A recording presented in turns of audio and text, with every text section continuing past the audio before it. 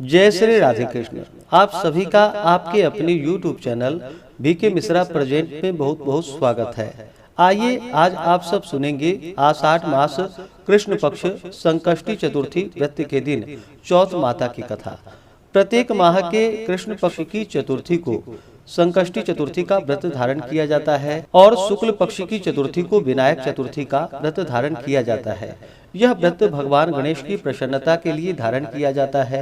इस दिन विशेष प्रकार से भगवान गणेश जी का साथ में चौथ माता की पूजा करनी चाहिए और फिर शाम को चंद्रोदय होने पर चंद्र देवता को अर्घ्य प्रदान करने के बाद यह व्रत पूर्ण माना जाता है।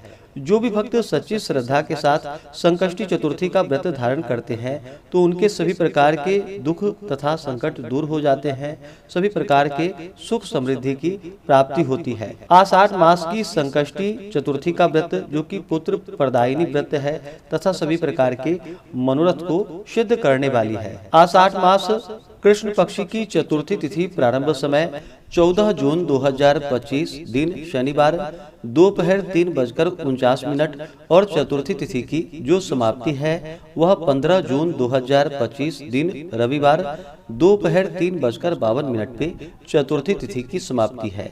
इस व्रत को चंद्रोदय व्यापनी ली जाती है। इस कारण से सभी भक्तजन 14 जून 2025 दिन शनिवार को संकष्टी गणेश चतुर्थी का व्रत धारण करेंगे।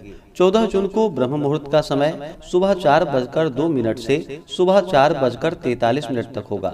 सूर्योदय का समय सुबह 5:07, सूर्यास्त शाम 6:49 होगा। इस दिन राहु काल का समय सुबह 8:32 से सुबह 10:15 तक होगा। राहु काल समय के दौरान कोई भी शुभ कार्य या नया कार्य नहीं करना चाहिए, इस बात का ध्यान रखें। प्रातः काल पूजा का शुभ मुहूर्त सुबह 4:22 से सुबह 5:23 तक होगा। शाम को पूजा का शुभ मुहूर्त शाम 7:20 से रात्रि 8:20 होगा। चंद्रोदय का समय चंद्र दर्शन का जो कि रात्रि 9:37 होगा। अभिजीत मुहूर्त का समय सुबह 11:54 से दोपहर 12:49 तक होगा। विजय मुहूर्त का समय दोपहर 2:41 से दोपहर 3:37 तक होगा। अमृत काल का समय शाम 5:41 से शाम 7:21 तक होगा। नक्षत्र उत्तराषाढ़ा होगा रात्रि 12:22 तक, उसके बाद श्रवण नक्षत्र होगा। योग ब्रह्मा होगा दोपहर 1:13 तक, उसके बाद इंद्र योग होगा। जो भी संकष्टी चतुर्थी का व्रत धारण करते हैं उन्हें चाहिए कि इस दिन ब्रह्म मुहूर्त में उठ करके नित्य क्रियाओं से निवृत्त होकर के गंगा नदी में या घर के नहाने के पानी में थोड़ा सा गंगा जल मिला करके स्नान करे, शुद्ध वस्त्र धारण करे, भगवान सूर्य नारायण को अर्घ्य प्रदान करे। इसके बाद व्रती को व्रत का संकल्प लेना चाहिए। भगवान गणेश जी से प्रार्थना करनी चाहिए कि हे भगवान गणेश, आज मैं आषाढ़ मास कृष्ण पक्ष की संकष्टी चतुर्थी का व्रत धारण करने जा रहा हूँ या करने जा रही हूँ। इस प्रकार से भगवान से प्रार्थना करें। आपके मन में जो भी इच्छा हो, जो भी कामना हो, वह भगवान गणेश जी से कहें। और इस दिन भर उपवास रहते हुए भगवान गणेश जी का चंद्रोदय से कुछ पूर्व ही स्नान आदि करके शुद्ध वस्त्र धारण करके भगवान गणेश जी का पूजन करे, साथ में चौथ माता की पूजा करे। इस दिन भगवान गणेश जी का गंध पुष्प धूप दीप आदि से पूजा करनी चाहिए। इन्हें दुर्वादल सिंदूर अर्पित करनी चाहिए। धूप और दीप दिखा करके अनेक प्रकार के नैवेद्य आदि का भोग लगाना चाहिए। दूध से बने हुए मिठाई, लड्डू, मोदक आदि का भगवान गणेश जी को भोग लगाए। भोग लगाते समय उसमें तुलसी पत्र नहीं डालनी चाहिए, इस बात का ध्यान रखें। भगवान गणेश जी को तुलसी पत्र नहीं चढ़ाया जाता है, उसके जगह पे आप दुर्वा दल डाल करके भगवान गणेश जी को भोग लगाए। इसके बाद जल से आचमनी करवाएं। मुख शुद्धि के लिए पान पत्र, सुपारी, लौंग, इलायची के साथ में अर्पित करें। द्रव्य दक्षिणा चढ़ाएं। इसके बाद फिर संकष्टी गणेश चतुर्थी व्रत का कथा श्रवण करें, भगवान गणेश जी की आरती करें। पूजन संपन्न करने के बाद फिर चंद्रोदय हो जाने पर चंद्र देवता को कच्चे दूध का और जल का अर्घ्य प्रदान करे। अर्घ्य देते समय ओम सोम सोमाय नमः या दधि शंख तुषाराभम क्षीरोदारण वसम भवम नमामि शशिनम सोमम शंभोर मुकुट भूषणम। इन मंत्रों का उच्चारण करते हुए या श्रवण करते हुए चंद्र देवता से फिर प्रार्थना करनी चाहिए। इसके बाद यह व्रत पूर्ण माना जाता है। इसके बाद सात्विक आहार ग्रहण करनी चाहिए। इससे भगवान गणेश जी अपने भक्तों के सभी प्रकार के दुख तथा संकट को दूर कर देते हैं, पुत्र पौत्र आदि का आशीर्वाद प्रदान करते हैं। तो आइए अब सुनते हैं आषाढ़ मास संकष्टी चतुर्थी के दिन चौथ माता की कथा। तो बोलिए प्रेम से भगवान गणेश की जय, चौथ माता की जय, सर्व देवी देवता की जय। कथा के अनुसार एक नगर में एक बूढ़ी माँ रहती थी। वह अपने बेटे की सलामती के लिए 12 महीनों की चौथ का व्रत करती थी। हर चौथ को पंसारी से थोड़ा सा गुड़ और घी लेकर 4 लड्डू बनाती, एक बेटे को दे देती, एक से पूजा करती, एक हथकार के लिए निकालती और एक चांद उगने पर खुद खा लेती थी। एक बार उसका बेटा ताई से मिलने गया। ताई ने चौथ का व्रत रखा था। ताई से पूछा, माँ तो 12 चौथ करती है। ताई बोली, तेरी माँ तेरी कमाई से तरमाल खाने के लिए 12 चौथ करती है। तू परदेश जाए तो वह एक भी चौथ नहीं करेगी। लड़के को लगा ताई सच कह रही है। घर आकर माँ से कहा कि माँ मैं परदेश जा रहा हूँ, यहाँ तू मेरी कमाई खाने पीने में ही उड़ा देती है। माँ ने समझाकर रोकना चाहा, पर बेटा नहीं माना। माँ ने उसे साथ ले जाने के लिए चौथ माता की आंखें दिए और कहा, मुसीबत में ये आंखें तेरी मदद करेंगे। वह आंखें लेकर वहां से रवाना हो गया। घूमते हुए एक नगर में जा पहुंचा। उसने देखा एक बूढ़ी माँ रोती जा रही थी और पुआ बनाते जा रही थी। उससे कारण पूछा तो बूढ़ी माँ ने कहा कि बेटा, इस नगर की पहाड़ी पर एक दैत्य रहता है। पहले वह नगर में आकर कई लोगों को खाने के लिए मार देता था। अब राजा हर घर से एक आदमी दैत्य के पास भेजता है और आज मेरे बेटी की बारी है, इसलिए मैं रो रही हूँ और उसी के लिए पुए बना रही हूँ।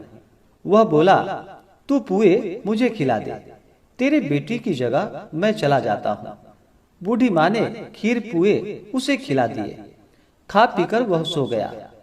रात को राजा के सैनिक आए तो बूढ़ी माँ ने उसे भेज दिया। दैत्य के सामने पहुंचने पर उसने चौथ माता की आंखें दैत्य की तरफ फेंक कर कहा कि हे चौथ माता, यदि मेरी माँ मेरी सलामती के लिए व्रत करती है तो दैत्य का सिर कटकर गिर जाए। तुरंत दैत्य का सिर कट गया। लड़का वापस आ गया। राजा उसे उपहार देकर वहां से विदा किया। चलते हुए एक दूसरे राजा के नगर में वह जा पहुंचा। इस राज्य में आवा तभी पकता था जब एक इंसान की बलि दी जाती थी। सिपाहियों ने उसे पकड़ लिया और आवे में चून दिया। लड़के ने आंखें आवे में डाले और कहा कि हे चौथ माता, यदि मेरी माँ मेरे लिए व्रत करती है तो आवा मेरी बलि के बिना ही झट से पक जाए। आवा तुरंत पक गया। आवे में से मिट्टी की जगह सोने चांदी के बर्तन निकले। अंदर से लड़का बोला, बर्तन धीरे धीरे निकालना, मुझे लग नहीं जाए। राजा ने उसे निकलवाया और पूछा कि इस आवे से तुम कैसे बच गए। लड़के ने बताया कि उसकी माँ चौथ माता का व्रत करती है, व्रत के कारण ही वह बच पाया। राजा को विश्वास नहीं हुआ। उसने एक चांदी की सुराही मंगवाई और कहा कि तू सुराही की नली से निकल कर दिखाओ, तभी मुझे विश्वास होगा।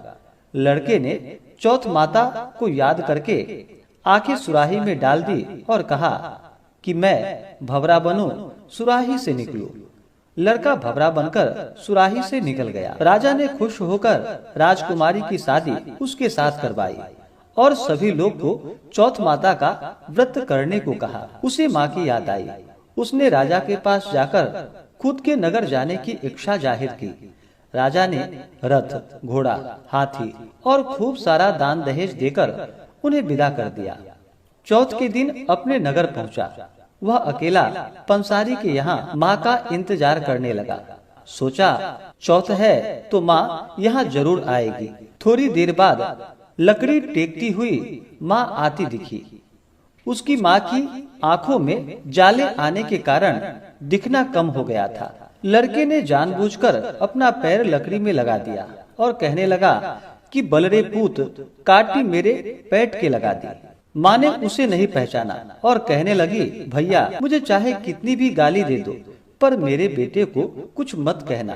बेटा माँ के चरणों में गिर पड़ा और कहा, माँ मैं तेरा ही बेटा हूँ, मुझे माफ कर दो। माँ ने उसे गले से लगा लिया। नगर के लोग ने विश्वास नहीं किया कि वह उसी का बेटा है।